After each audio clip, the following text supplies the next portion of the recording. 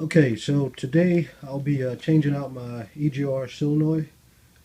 The problem that I'm having with it is it functions fine until the car gets warm or hot, I'd say.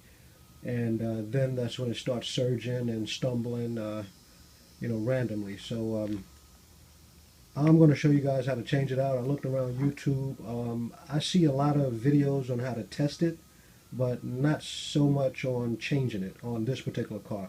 The car that I'm working on today is a 1997 Nissan Infiniti, and yeah, let's get into it. So what I have here is a few things that you're going to need that'll make this job real easy. You can probably change this out in maybe 10, 15 minutes with the right tools. If you don't have the right tools, it could take hours to try and figure out and improvise. So what you see here is just some gloves. You don't necessarily need those. It makes things a lot easier as far as keeping yourself clean. And there's a little bolt on the bottom of that solenoid that comes in handy. I guess if you have some gloves or something, to loosen the bolt.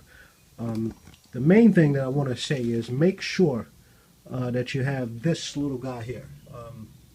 That's the crowfoot.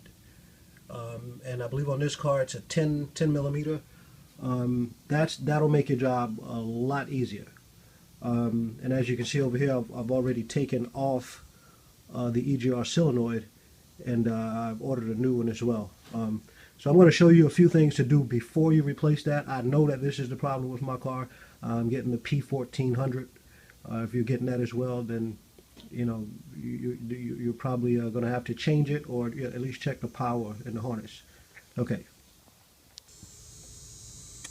Okay, so this is the EGR valve here. If you see, I've got the plug here disconnected already, and like I said, what you want to do is before you change this EGR valve out, test this wire harness to make sure that you're getting power.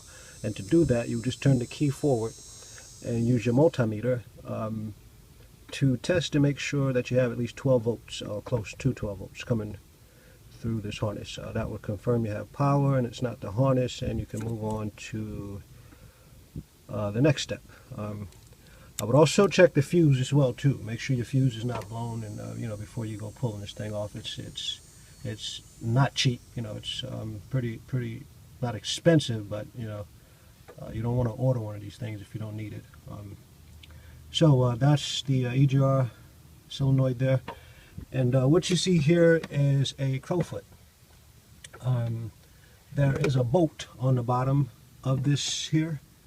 And when you use the crowfoot, it'll look something like this. You would put it underneath there and turn it to unlock it. Now, I'm using both hands to film this video, so I can't actually show you how to get it off. But again, you use the crowfoot. Left loosens. It's not on there. It's a real small bolt, maybe a 10 millimeter. Comes off real easy. Once you get that nut loose, just go ahead and, if you see, I've already disconnected the hoses, but these are two hoses that go to the solenoid, and there's one more here. This is another hose. So you take those hoses off, pull this thing out, and we're going to go and test it. Okay, so we'll be right back.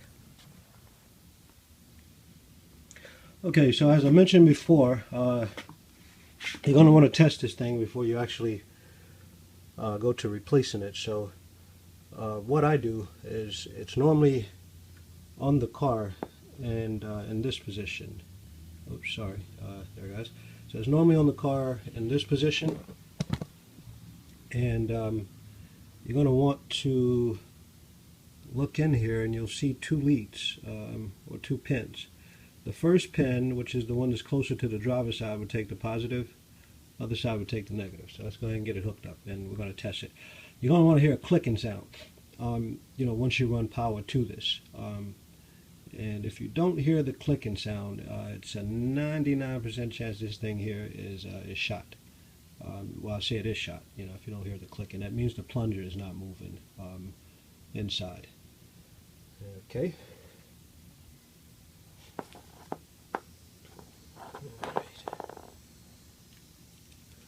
Okay, so we're just using two simple leads. If you could see here, I have a battery on this side.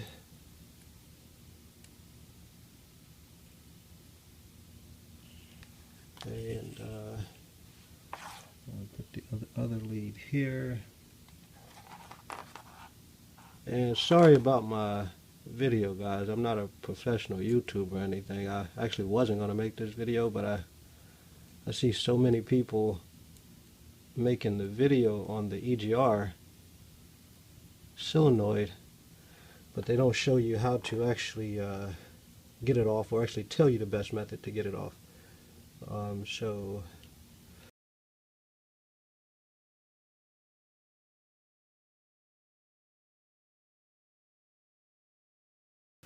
Okay, so now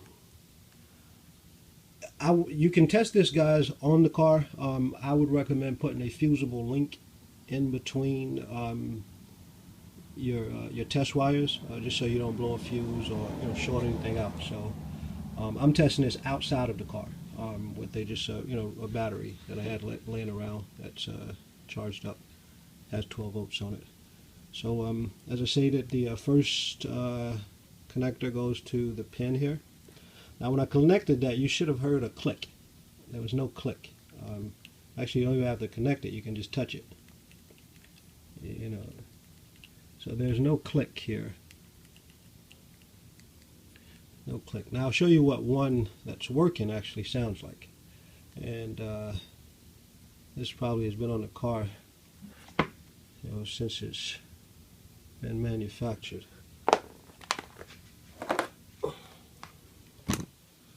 Okay, so we're going to do the same thing. I'm going to connect the leads here and listen to the sound. I want to see if you guys can hear this.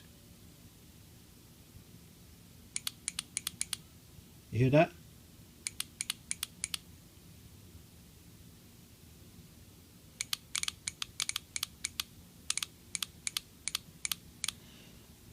So you can hear the plunger working inside of this EGR solenoid, confirming that it is working.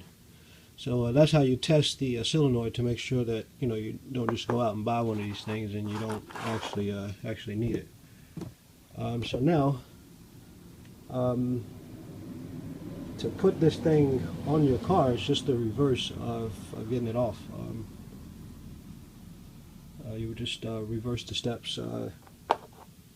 Put your piece in. You got this one bolt at the bottom that connects. You have your crowfoot wrench, which comes in handy with getting this thing tightened back up. You can get it. I would suggest tightening it as much as you can with your hand. That way, when you put the crowfoot on it, maybe you just get a half a turn or a turn on it. That'll get it tight and secure. Okay.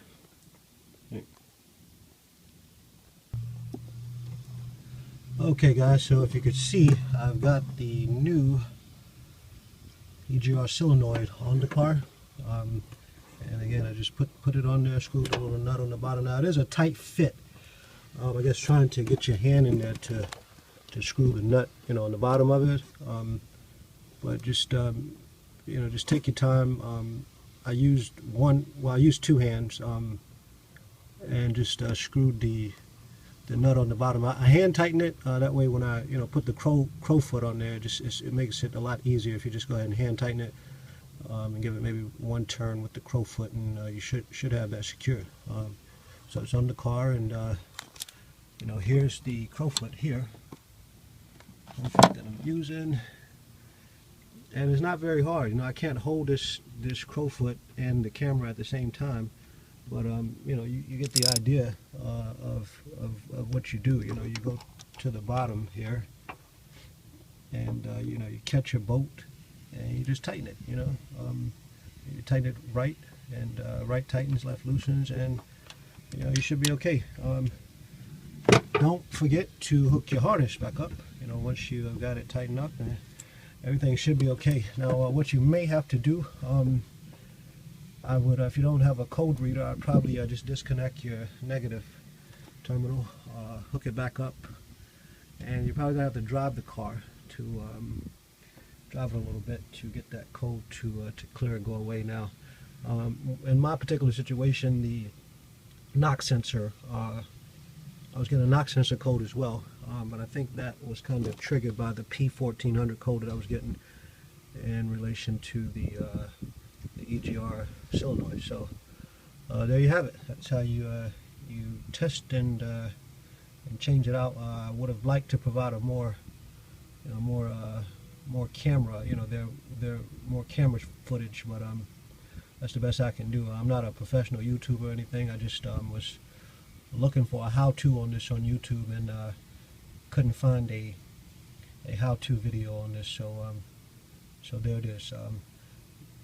Get that 10mm crowfoot, and it makes life a lot easier. Again, this is probably a 10 or 15 minute job with the crowfoot. Without it, it could take you a few days to improvise and figure out how to get that thing off of there. Alright, so thanks for watching, guys. Like the video, subscribe, and have a blessed day. Peace.